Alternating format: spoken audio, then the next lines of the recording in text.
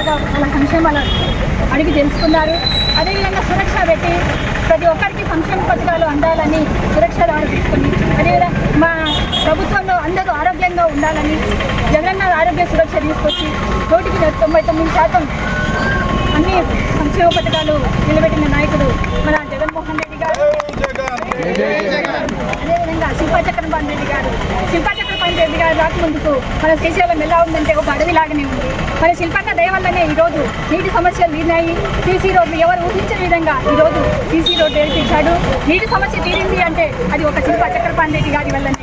శిల్పాచక్రపాణి రెడ్డి గారి ఈయన మన శ్రీశైలం ఒక చిరుల పంటలాగా ఉంటుంది. కాబట్టి శిల్పాచక్రపాణి రెడ్డి గారి కోసం మనం ఆయన విజయం కోసమే మనం పోరాడాలి. విజయం సాధించి జన విజయంగా చేయాలని ప్రార్థిస్తూ అందరికీ